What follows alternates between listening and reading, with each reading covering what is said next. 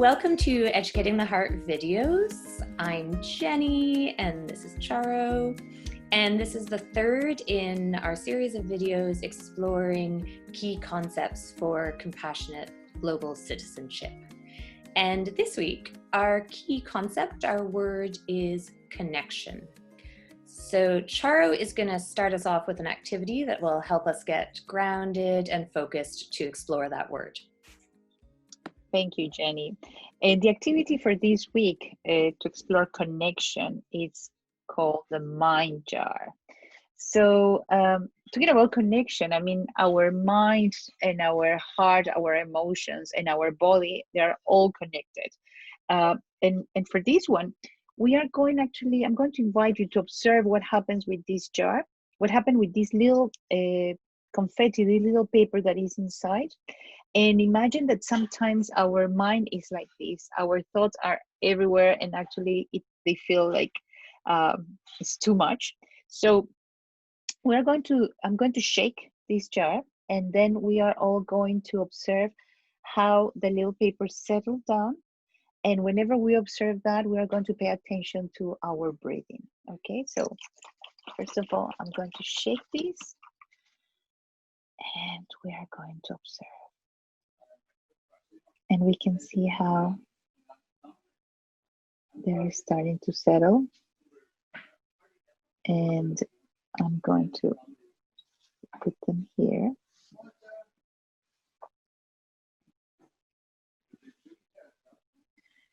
We can see that there is still some little papers that are floating, but they are getting into that stillness.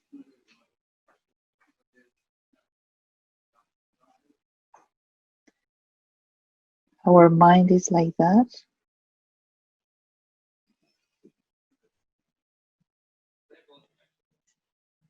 Whenever we give ourselves the time to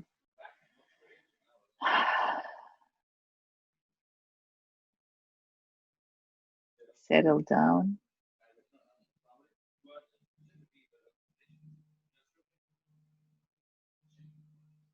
And that's it.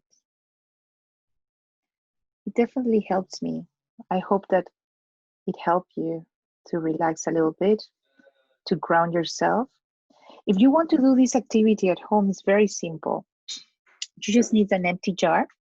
You just need to get water, put water onto the empty jar. And to get the confetti and the little pieces of paper, you can use some chocolate rock and cut into tiny pieces, as many little pieces that you can get there. It's like a little of this one. And you just put that inside the jar. And then whenever you need it, you can actually shake the jar and watch and observe how they settle down. Jenny, I hope that this helped you to ground yourself. That is lovely. Thank you so much. Yeah, I found that activity very, very relaxing.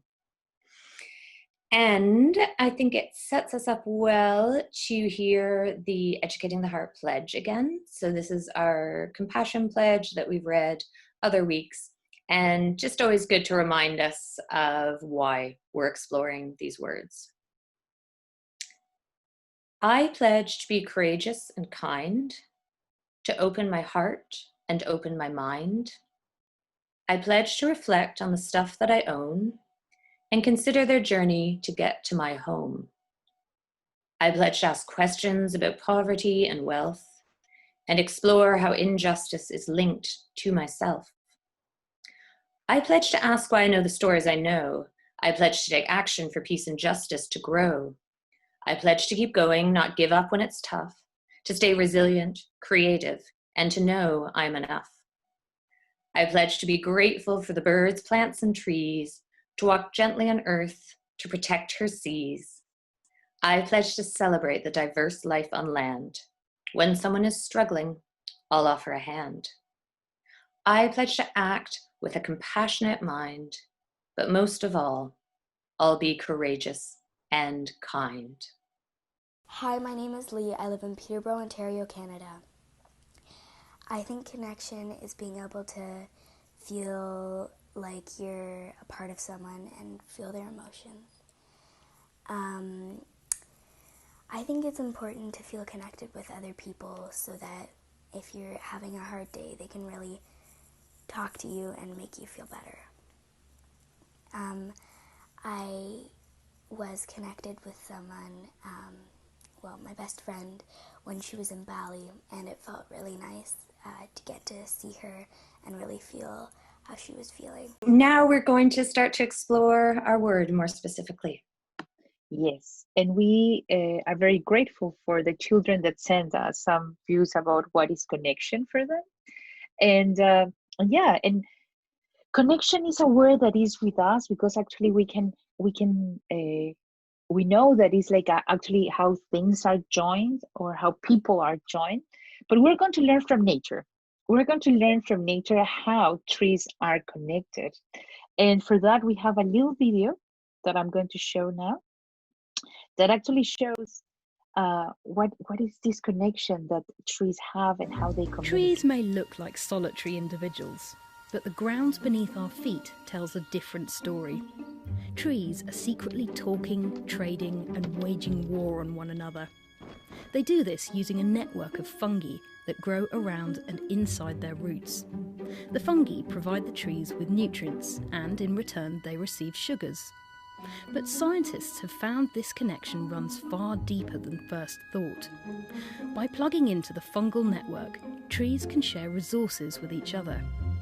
The system has been nicknamed the Wood Wide Web.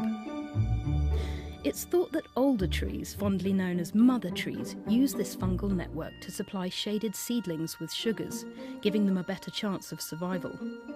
Those trees that are sick or dying may dump their resources into the network, which might then be used by healthier neighbours. Plants also use fungi to send messages to one another. If they're attacked, they can release chemical signals through their roots, which can warn their neighbours to raise their defences. But like our internet, the Wood Wide Web has its dark side too. Some orchids hack the system to steal resources from nearby trees. And other species, like the black walnut, spread toxic chemicals through the network to sabotage their rivals. Arboreal cybercrime aside, scientists are still debating why plants seem to behave in such an altruistic way. Great video, very interesting to consider how nature so often shows us. So often it's the best example. And we're exploring connection because it's really important to remember that we are interconnected with everything, with the other people with whom we share the planet, with the planet itself. And when we remember that, we realize that we have a huge impact on one another and on nature, and that nature has a huge impact on us. So with that awareness, we can then make choices in order to help and support one another, to help and support all these interconnected people and this interconnected planet. And we found a nice example of support that Charo is going to share. Absolutely, Jenny. And this is incredible because whenever we think about connection, as we were seeing, it's like, okay, so how nature communicates. And now we're going to watch an example that happened in 2014 in Australia, and actually how people got this connection and they actually did an act of kindness in a collective way because they were connected.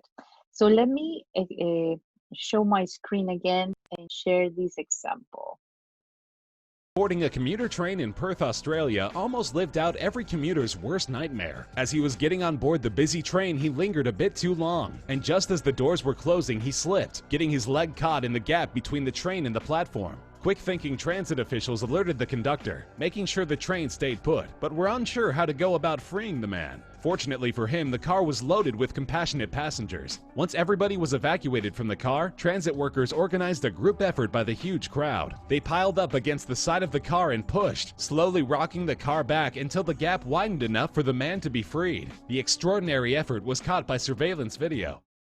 I love that example. Is the power of the collective, is the power of the connection, is caring for someone that they didn't know. It was just a fellow passenger, but everybody actually did something to be able to liberate that man. And I think that's a beautiful example about connection. Absolutely. Amazing, amazing image. So our challenge, it actually connects to our challenge for this week.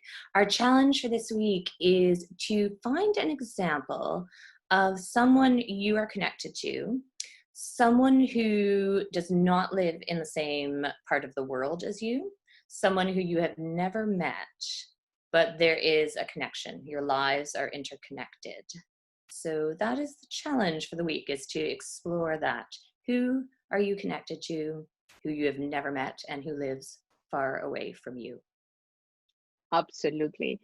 And as every video, we finish with breathing in and breathing out. And we are going to do it again. And this time, whenever we breathe in, we are going to be thinking about all the connections that we have and gratitude for that. And whenever we breathe out, we are actually going to connect with that breathe out with all the connections that we have with people and with nature. So we breathe in, grateful for all those connections, and we breathe out, connecting with people and with nature. One more time, we breathe in with gratitude, and we breathe out.